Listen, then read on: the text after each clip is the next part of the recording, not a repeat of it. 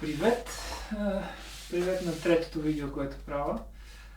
Ще засегна някои други аспекти от здравето, които влияят върху здравето.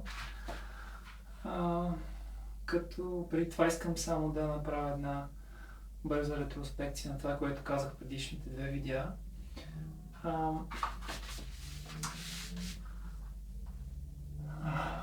Значи, много простичко се вижда на хората, че е метода и не вярват, че работи. Всъщност, това, което установих е, че простичките неща работят много силно.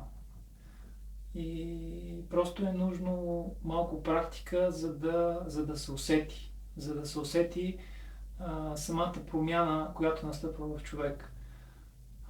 За тази цел, това казвам сега на всички, че са нужни три неща. Нужно е усилие. Усилие, разбирайте като усилие за да направиш някаква промяна, някаква стъпка. Първата стъпка. Да станеш по-рано, да спреш определени неща, на които си навикнал, на които баба, дядо, мама и тати са ни научили през годините. След като направим това усилие, следващата стъпка, това е практиката.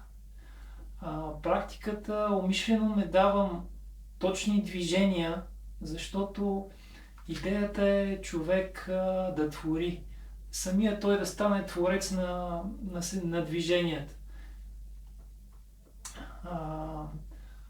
По този начин ще използва най-подходящите за него движения, защото има голяма вероятност да се свърже със своето, както го наричат, висш аз, интуиция и така нататък. Няма значение, с каквото и да било, с нещото, което е вътре във всеки един от нас и би могло и не би могла помага да стигнеш до най-правилните движения, които са точно за теб. Също така ме питат, дай ни режим на хранене. Няма как да стане. Значи всеки човек е изключително индивидуален, изключително различен. Всеки трябва сам да усети какво да си купи, как да си го приготви и така нататък. Значи усилие, практика, която е осъзната практика и е изключително важно по време на практиката да не забравяте за осъзнатостта, защото има момент, в който е възможно да, сливайки се с движението, ставайки едно с него, да станете много въздушни, т.е. да се отнесете от реалността. Тук това е уловка, което тук в този момент вие губите заземяването. Т.е. винаги трябва да помним и да знаем, че все пак живеем в това измерение, в материална среда, триизмерна и трябва да сме и в нея. Т.е. заземени. Какво значи заземени? Да има осъзнатост. Т.е. осъзнаване на всичко, което се случва в този момент. Осъзнаване, т.е. да чуваме звуците, слуха, да усещаме мирис, обонянието, да усещаме повея на вятъра,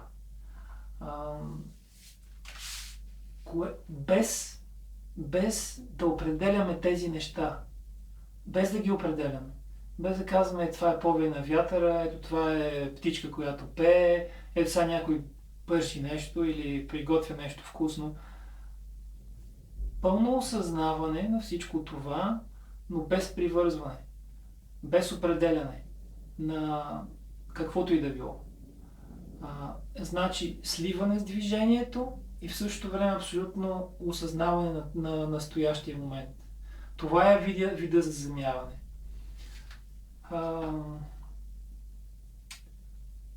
третото нещо, практика, усилие, практика и постоянство в практиката. Постоянството в практиката е изключително важно.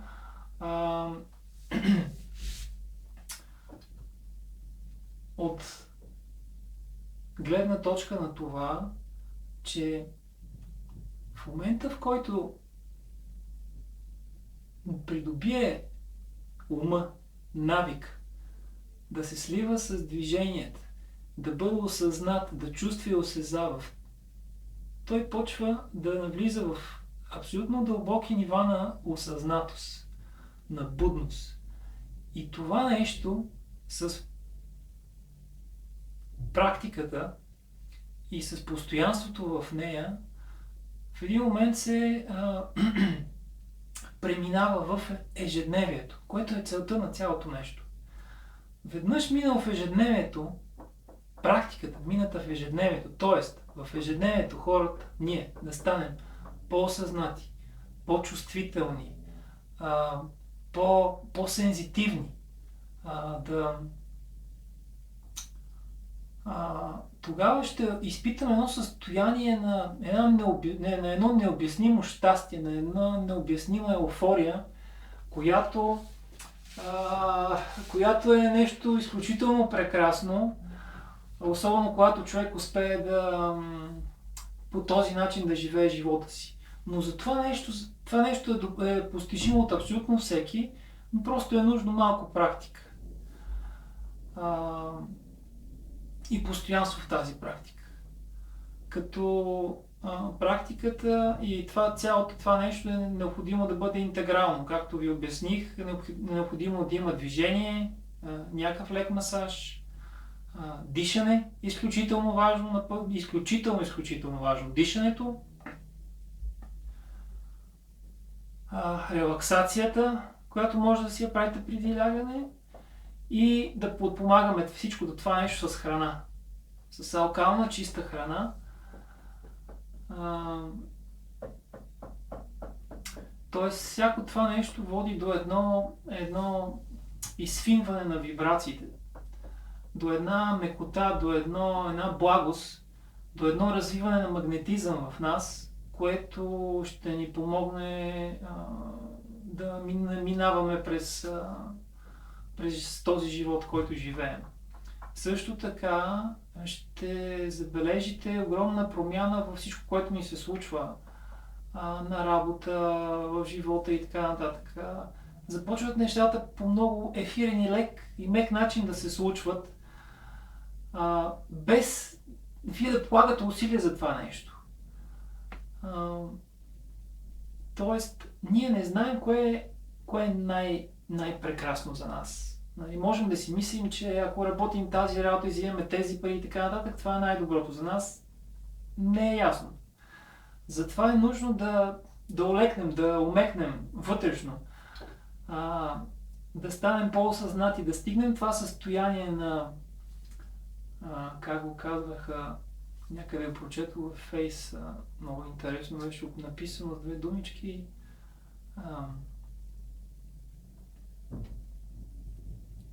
Осъзнатост, необвързана осъзнатост.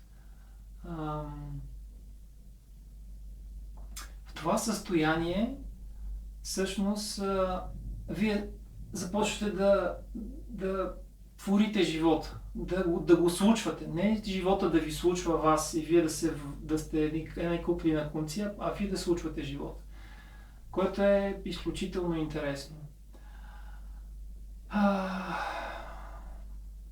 Значи този подход, за който говоря в предните видеа, той води до подобряване на всички нива, на състоянието на всички нива и съответно лечението на всички видове неразположения, болести, патологии и така нататък. Тук не става въпрос само за ракови образования. Просто всичко това започна заради хората, които са с такива състояния, но всъщност в този практикум е залегнало цялостно хармонизиране и балансиране на енергиите в тялото на човек.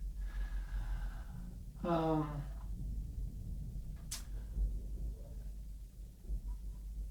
Тази информация, която даваме всъщност за хора, които имат перлата на различаването, както обичам да казвам, на тези, които разпознават силата и могъществото на възможността с тези простички начини да се постигне промяна в съществото на човек. Наистина все още има липса на вяра и разбиране в тези прости методи, но който трябва ще го разпознае, който хармонира ще започне да практикува и след седмица-две ще разбере всъщност за какво става на въпрос.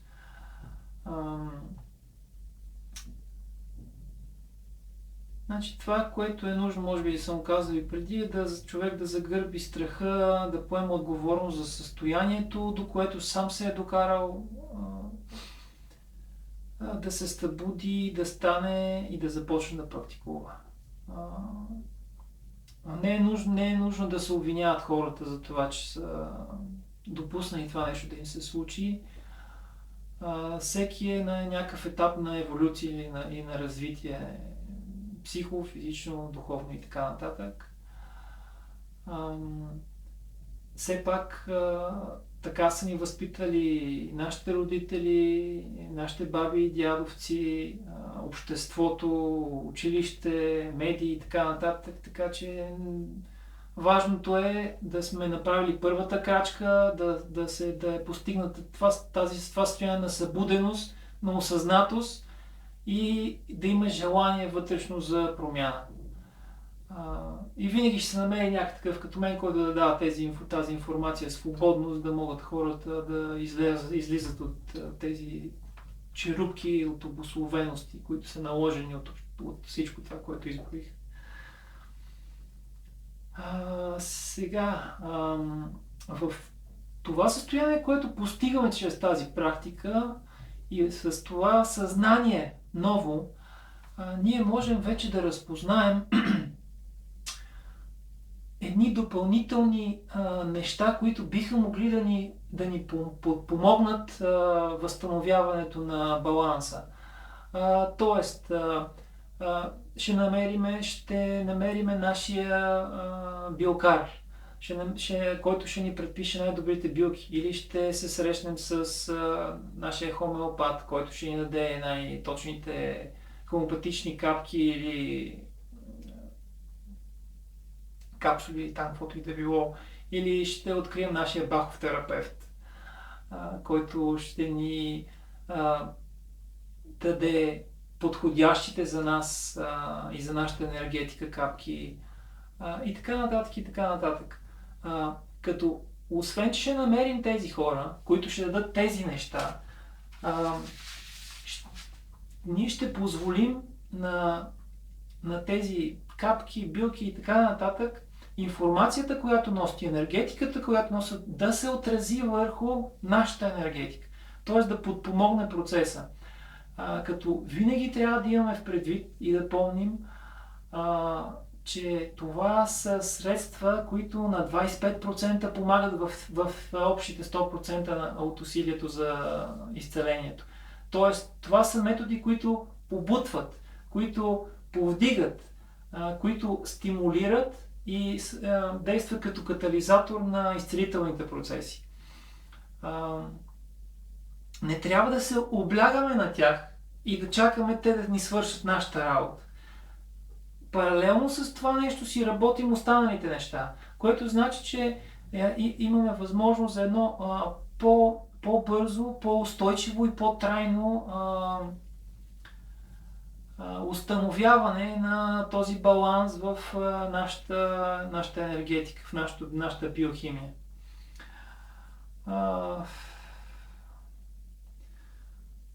Изпитанията, на които са подложени хората, изпитания имат преди болести, които им се дават и най-различни други неща, в повечето случаи се приемат от повечето хора, че са дадени от Бог.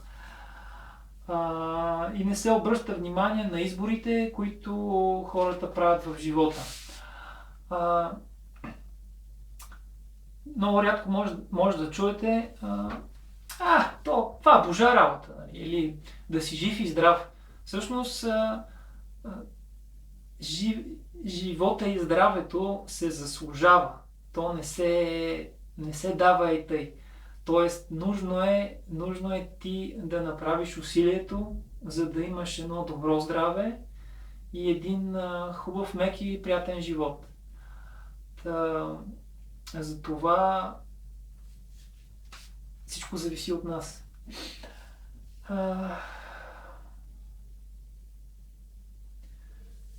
Днес хората наистина се интересуват от много безмислени неща и забравят за елементарната практика, която е нужна, за елементарното познание за храна и така нататък.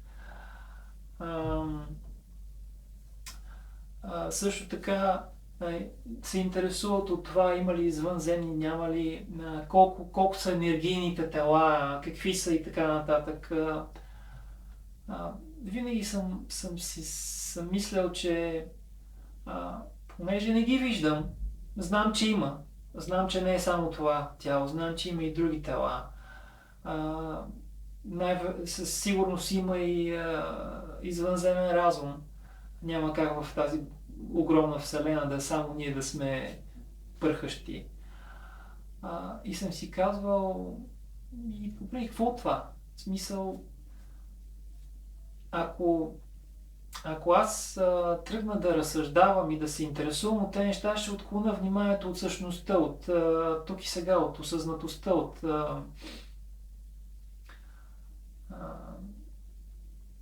пребиваването в настоящето. Хубаво нека ги има тези неща. Случката, която имах там с краката и така, един инцидент с кон, моя близка ми каза, що не се обади и ще ти кажа методи как да свържеш меридиани и така нататък. Тогава вътрешно ми изникна мисълта, добре, този хилав и немощен разум, откъде знае този меридиан, точно откъде върви, как върви, на къде върви, къде завива и къде не завива. Не е ли по-добре този ум да го накарам да се отпусне, да отпадне и да остави интелигентността на тялото и на същността на човек да си свърши работата по най-добрия начин. И се получиха чудеса. В тази връзка просто имайте в предвид, да, може да се интересуват от разни такива неща, извънземни, тела, разни енергии и така нататък, но нека те да са академични знания. Просто едно трупане на някакви знания, да речем, да кажем.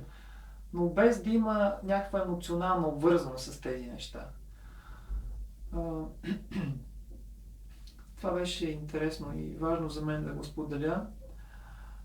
Приятел ме попита, не е ли крайно това, което показах относно храната и което пише с смутите и така нататък. Това са показни и начини, които всеки трябва сам да усети доколко има нужда да прави само смути като храна или може да дъвче храната и да си я прави с забите така да се каже, да влиза навътре като течност. Тези методи, особено когато съм описал само от сутрин до вечер, изключително и само пасирани храни, блендирани, са за по-тежки патологии, които е нужно по-бързо тялото да влезе в режим на възстановяване, на изцеление, да се възстанови имунната система. Иначе за хора в различни състояния може да не са пасирани и блендирани храните, ами да са под формата на салати, нарязани. Просто е важно да се дъвче. Хубаво да се дъвче, да се пусне, достави в стомаха в формата на течност. Питат ме, не става ли ленив стомаха с тези смутита. И аз веднага отговарям следното. Ако вие по тази храна, която поемате, я дъвчете добре, тя не влиза ли отново като под формата на смути в стомах? Влиза. Така че тук няма въобще, не става въпрос за никаква ленивост. Какво мисля за соковизтисквачката? Соковизтисквачката не съм голям привърженик на соковизтисквачката, въпреки че когато имам възможност и съм някъде навън и предлагат някакъв сок от червено цвекло и морков, си взимам соковизтисквачка. Защо не съм привърженик? В соковизтисквачката е изцеден сока. Фибрите се отделят. А фибрата дава кода за това как тялото да усвои сока. Как тялото да усвои всичко необходимо от самия плод. Тоест, захарта се разделя на фруктоза и глюкоза. Глюкозата се усвоява на 100% от организма, но фруктозата, за да не се натрупва като холестерол в черния дроб и да тръгва по артерии и тем подобни други места, е точно тук е ролята на фибрата, за да каже на тялото как да обработи тази фруктоза, разделена от захарите.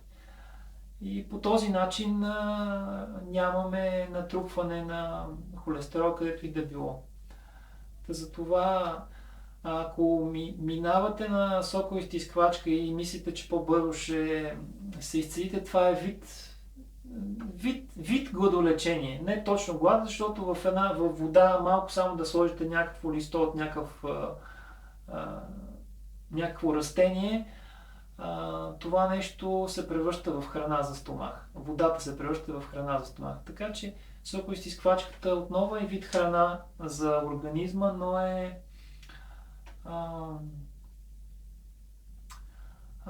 не доставя необходимите хранителни вещества на организма и съответните кодове за това как да бъде усвоена тази храна, защото е в течен вид, фибрата няма, липсва.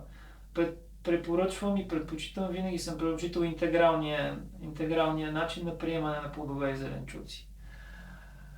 Така.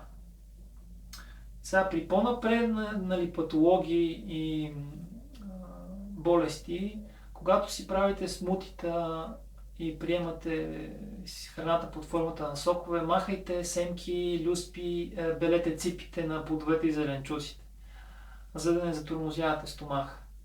Това мисля, че пропуснах да го кажа предния път. Сега, какви са... Тялото е изключително интелигентно и ни говори през цялото време. И ни казва. Ако има кой да разчете знаците и да види какво ни казва тялото. Има една книжка на Луис Хей, която е... В нея има една табличка, която доста години я наблюдавам и я проверявам и много, много точно показва кой мисловен модел до какво състояние води в тялото. И определено много добре работи. Излекува и живота си на Луис Хей. Ако имате, просто обърнете внимание на табличката. А тези, които са свързали с мен, аз съм ми изпращал тази таблица, съм я сложил в Excel файл и там много лесно можете да видите кое откъде е дошло, за да обърнете внимание за тези от вас, които не вярват, че мисловните модели въздействат и върху физическото тяло. Тези енергийни тела невидими, когато те се влияят от околна среда, от мисли, от много други неща, геопатогенни зони, за които по-късно ще говоря. Когато се нарани това енергийно тяло, то предава информацията и самото физическо тяло започва да отразява това нещо. Да можем ние, когато ни се изясни съзнанието, да видим тези неща.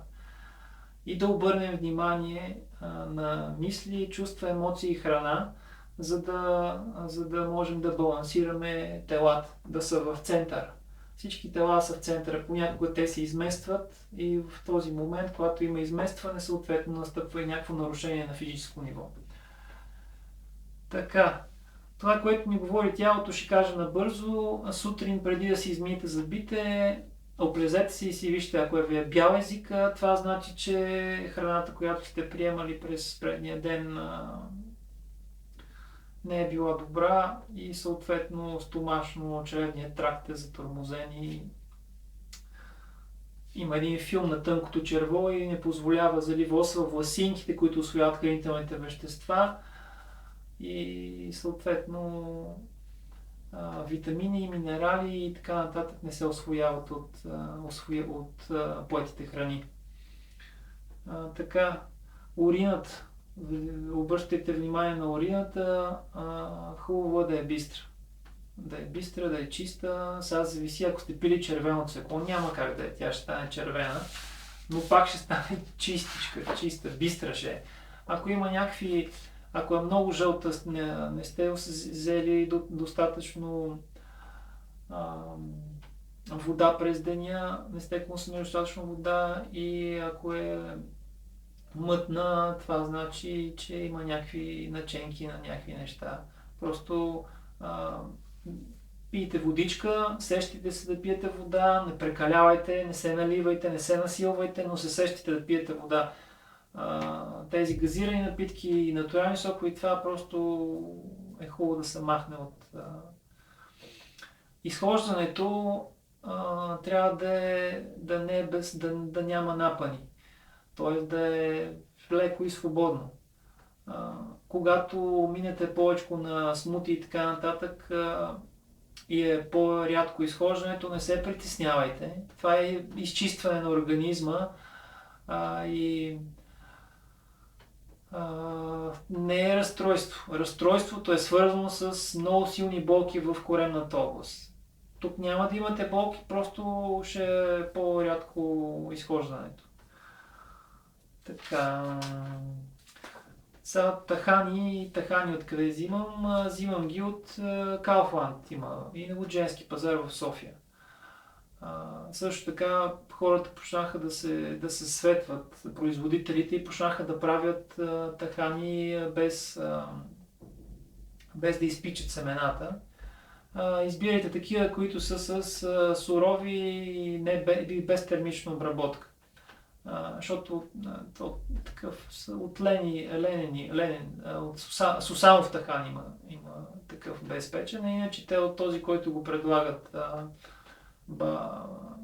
Балчо, тиквени и слънчогледови, пък изпичат семките. Защо ги изпичат?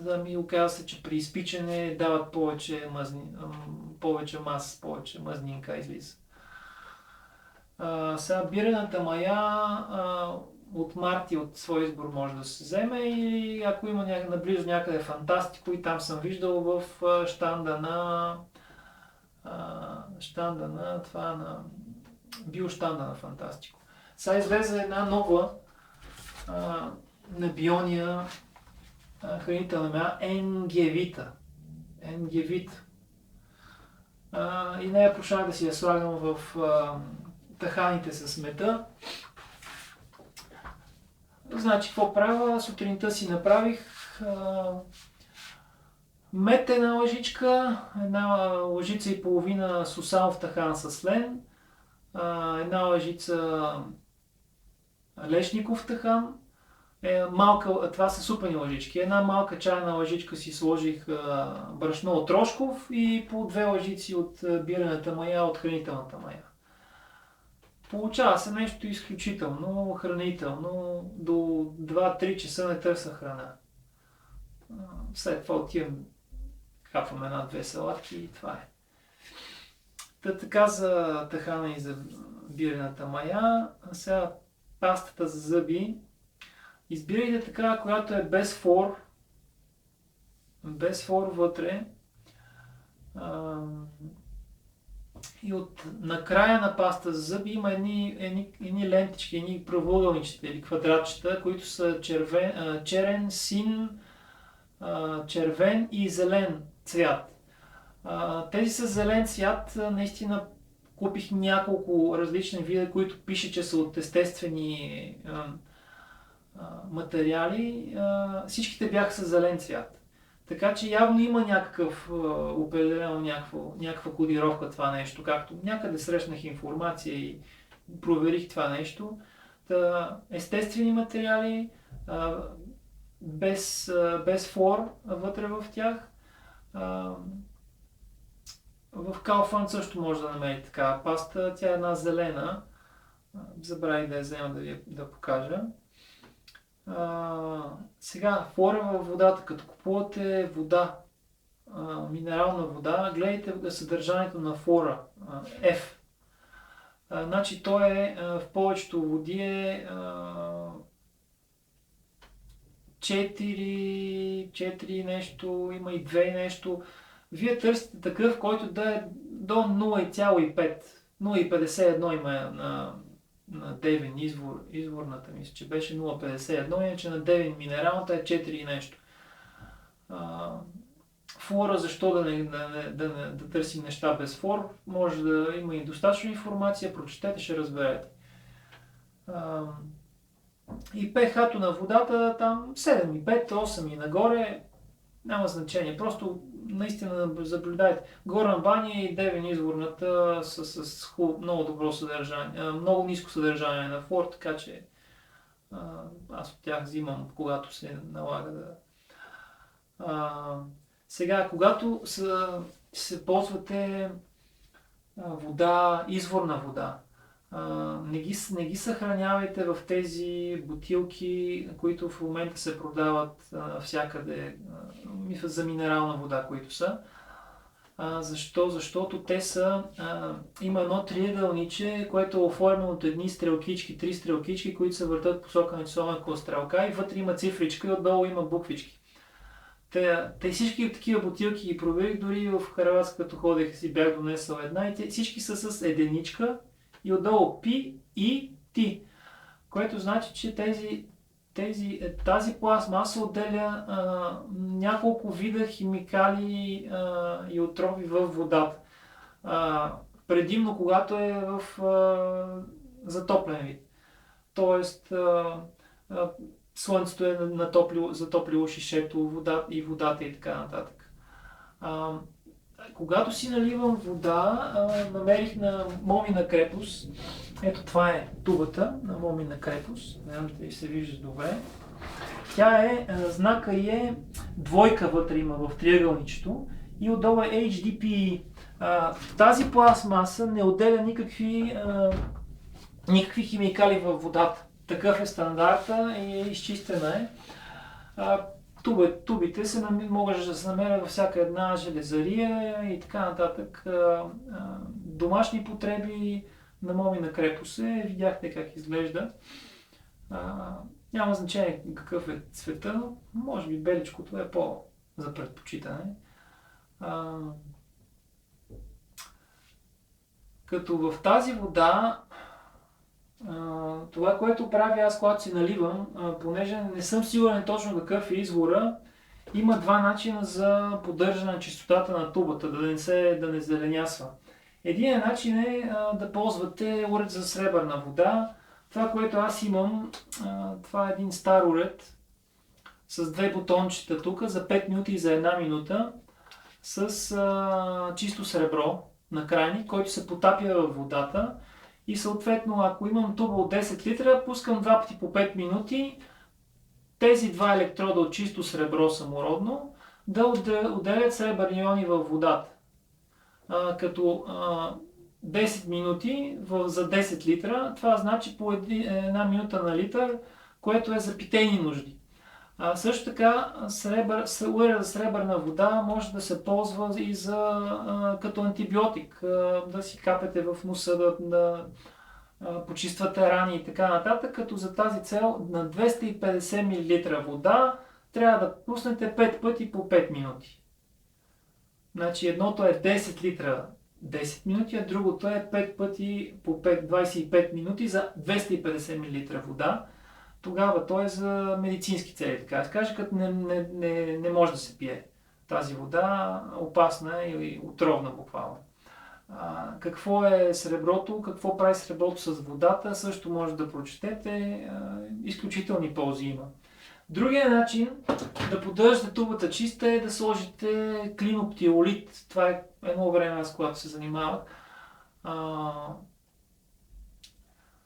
Продаваха едни пакетчета с такива едни зелени камъчета, които са порести и имат изключителни свойства. Този клиноптиолит едно пакетче на една тубичка се слага, или даже аз какво направих, едно пакетче на 2 тубички по 10 литра, ги разделих.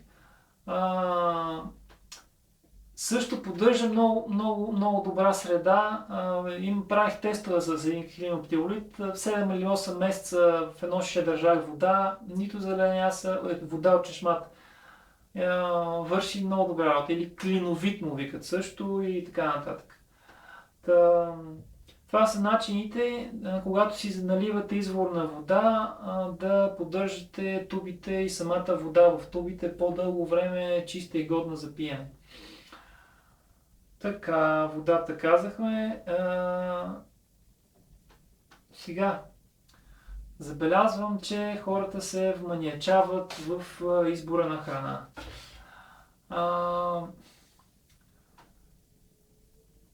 Тоест, какво имам предвид под вманиачаване?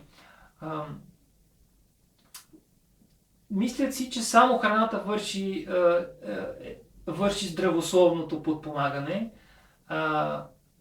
за здравето. Всъщност здравословно хранене, нали? Такова нещо няма като здравословно хранене, защото можеш да прияждаш с плодове и зеленчуци и това не е здравословно. Или разни други неща. Прекалено много усилия полагат да четат, хората да се вманечават в това точно какво ще вземат, точно как ще го вземат, точно в какъв грамаж, точно в какво количество, точно кога трябва да се приема и така нататък. Това нещо вкарва съществото на тялото в напрежение. Бъдете внимателни за тези неща. В един момент всичко ще си дойде на място. Ще започнете да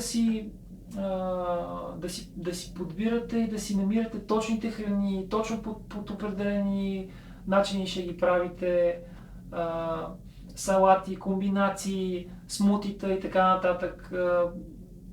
Просто тръгнете по пътя. Просто направете първата крачка. Сложете си на киснеци семена, ядки, сутринта станете и ги блендирайте с някакво поче, което ви е на сърцето. Сдъвчете го това нещо, не го изпивайте и осъзнато го направете също така. Усетете аромата, усетете вкуса на всяко нещо. И ще видите, че просто нещата сами ще потръгнат. Не чакайте някой да ви дава точната формула за точните неща, защото точна формула няма. Колкото хора съществуват на Земята, 8 милиарда, толкова формули има. И толкова начини на хранене има и така нататък. И приемане и така. Така. Сега, дрехите. Дрехите си носят своята енергетика. Важно е какъв цвят са, от какъв материал са направени, дали са от изкуствен или от естествен. Ползвайте дрехи, които са от памук, лен, коноп, от естествени материали. Цветовете нека да са различни, всякакви различни от черно. Ако черното го имате за цвят. Стегнатостта на дрехите също е важна. Да не са прекалено впити и стегнати във вас дрехите. Мъжете, които носят слипове, нека да внимават с стягането на тези слипове, колко ги стягат слиповете. дамите, които обичат да носят дънки, впити дънки и така нататък, не е много окей за тялото, защото блокира потока на течностите вътре в него и съответно и на енергиите.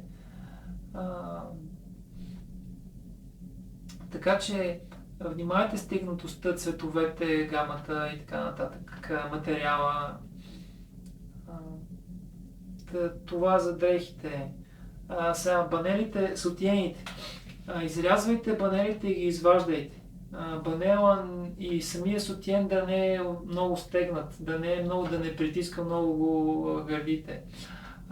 Тези за подмишница, за противоизпотяване, просто е много хубаво сутрин, ако си направите практиката или нещо, някаква йога, която ви изпоти, след като си пуснете душ, веднъж изпотено тялото, той изкарал всички такива миризми, не е нужно дори да слагате каквото и да било противоизпотяване и миризми и така нататък. И разни други косметики, които се използват, пръскат подмишници и така нататък. Също така внимавайте. Подмишницата е изключително важна, защото показах, от тук отдолу върват едни лимфи, които са изключително важни. Случва се така, че понякога някой лимфа от нарушен хормонален баланс, т.е. хормонален дисбаланс на жената, да се подува и да се пообразува лека бучица в гърдата. Преди да ходите на лекар, който естествено ще ви предпише веднага операция или веднага химиотерапия или нещо такова,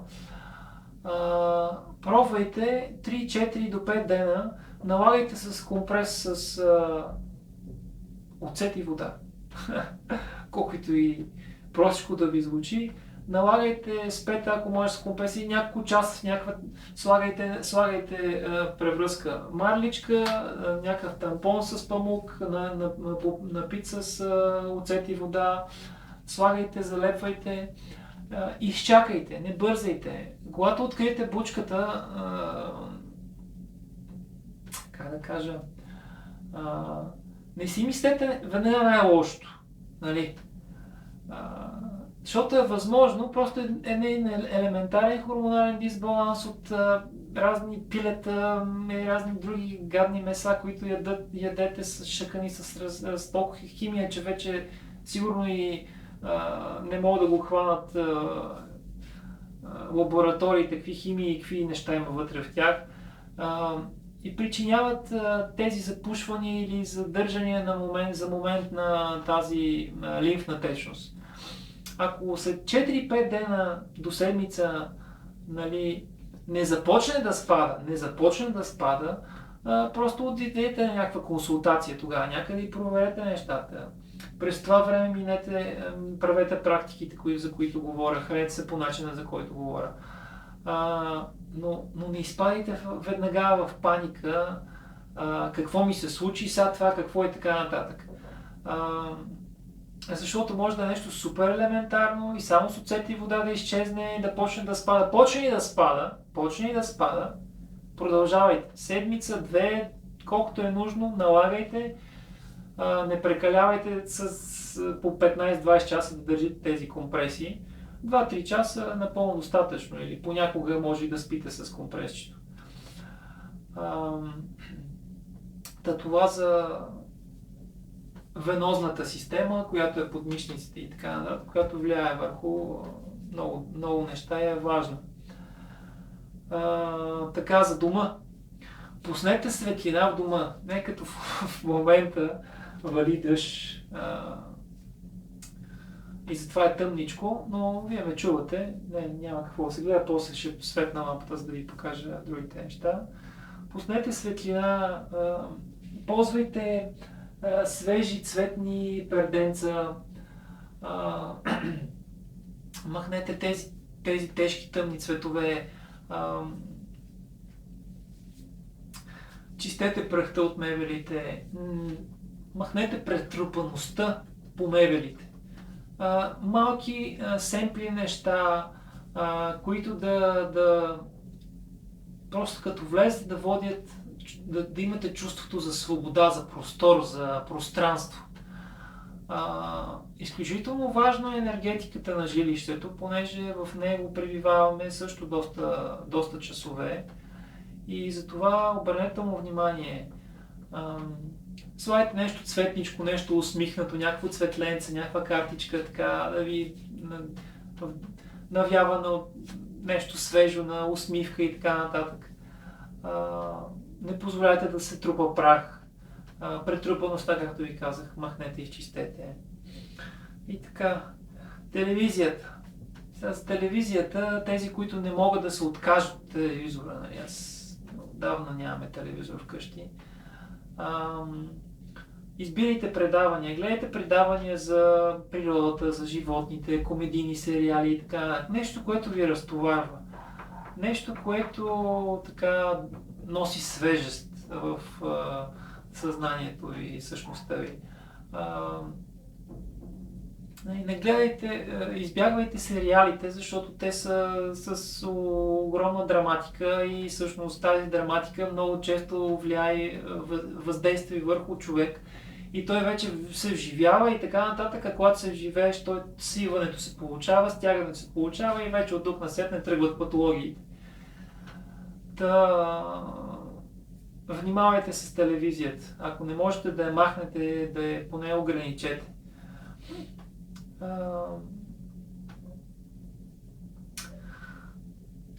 Правете си разходки в природата, като разходките да са абсолютно осъзнати. Нека да има абсолютно сливане и чувстване с всичко около вас. Миризмите, лъчите, слънчевите, вятъра, птичките, боровете, аромата от боровете. Просто да има едно единение с това място. Разхождайте се там без GSM. Без GSM. Час-два. Или сега зависи, ако сте в някаква по-напреднала патология, нека да разходките да са по-бавнички, по-късички, за да не се изразходва енергия. Защото при по-дълги разходки над 3, 4, 5 км си е нужна енергия тялото да издържи това нещо. А енергията е важна. Обяснил съм защо. За имунната система.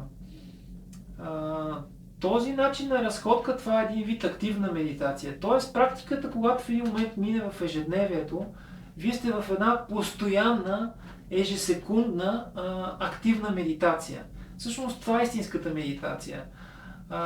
Медитация е състояние, в което ума е отпаднал и вие чувствате и осъзнавате абсолютно всичко около вас.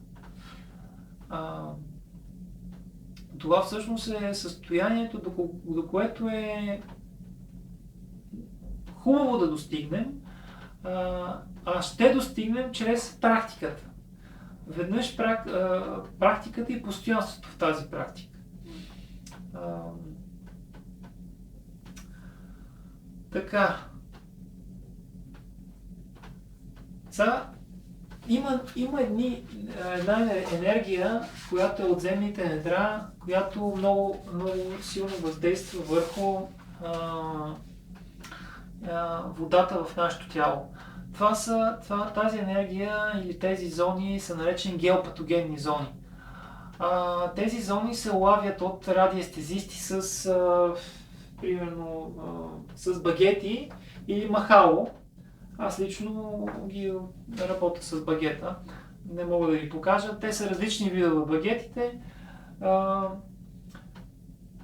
Радиестезист, това е човек, който се настройва да открива водата в земните недра. Тоест, почти навсякъде под земята има подземни течащи реки. Тези подземни реки, движейки се удрят в различни кухини в земните недра и тези удари причиняват една вибрация, която въздейства върху вибрацията, върху водата в нашето тяло. тази вибрация работи нагоре вертикално и стига до 8. След 8 етаж затихва въздействието й.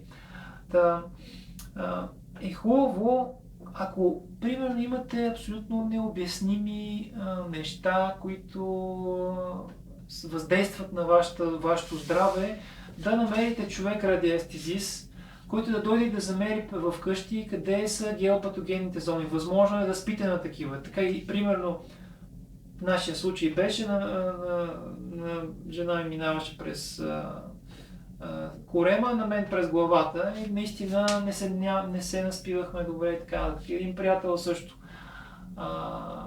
минаваше в горната част на главата, като смени леглото, котката преди това лежеше постоянно, котките лежат на геопатогенни зони. Те изсмукват, те черпят тази негативна енергия, която е негативна за нас. В момента, в който смени леглото, котката изчезна от главата му и повече не се появи. И започна да спи нормално. Също така може да имате дискомфорт в колене, в глезени и така нататък. Възможно е да от тези геопатогенни зони. Просто проверете си място, където спите, където пребивавате най-много. Дали отдолу не тече нещо. Сега защити от това нещо, има едни спирали, може да си разпечатате цветето на живота и да сложите на това място, да го ламинирате и да го сложите. Ще се намали ефекта. Също така може да се намали, много добре се намалява ефекта с корк. Корка е естествен материал, който доста добре блокира въздействието на геопатогенната зона. Но